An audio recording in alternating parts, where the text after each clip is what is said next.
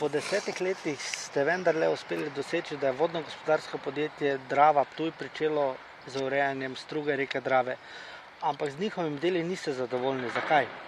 Z njihovimi deli smo zadovoljni toliko, ker so oni izvajalci. Nismo pa zadovoljni z ljudmi, ki o tem odločajo. Kajti bilo je rečeno, da se bodo sipine umaknile. Sedaj pa delajo sipine na novo, večje, umetne, nastajajo umetni otoki po celotni Dravi. Kar je za nas, vsaj tu zgoraj, ko takoj prihromi prva voda iz elektrarne, nesprejemljivo. Ker je to močen pretok velike vode in seveda, čim več bo tega materijala v strugi, višji bo vodostaj in seveda mi bomo poplavljeni. Torej mislite oziroma ste prepričani, da s tem se ne boste rešili poplavljene reke Drave? S tem, kar zdaj počenjajo, se mi poplav sigurno ne bomo rešili, ampak jih bojo oni samo še povečali. Tega otoka, na katerem stojimo, ni bilo nikoli? Tega, pogledajte, moja hiša je tu čez. Tega otoka nikdar tu ni bilo. Tu je kmet Sande imel brod, s katerim je vozil, ker je imel tu veliko posredstvo v Zrkavcih, so vozili čez živino, gnoj in tako dalje. Tu je bila normalna komunikacija.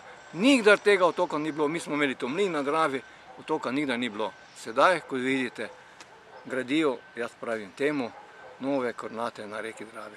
In če slučajno ne boste dosegli svojega, kaj sledi?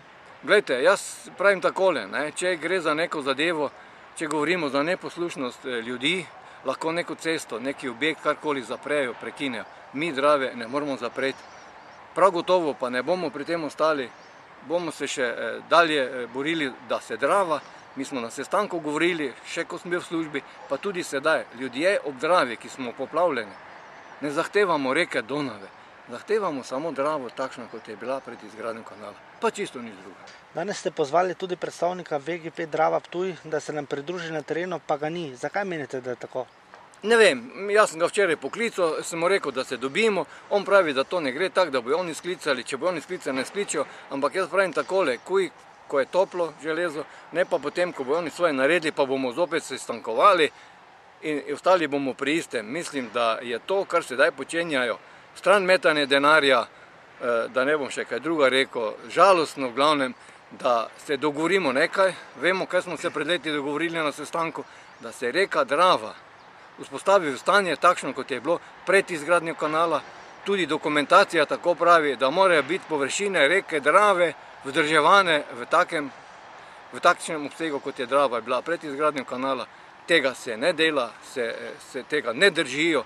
Ampak ko vendarle dosežete, da vzpostavite stik z izvajalci, kaj rečejo, kako opravičujejo svoje dejanja?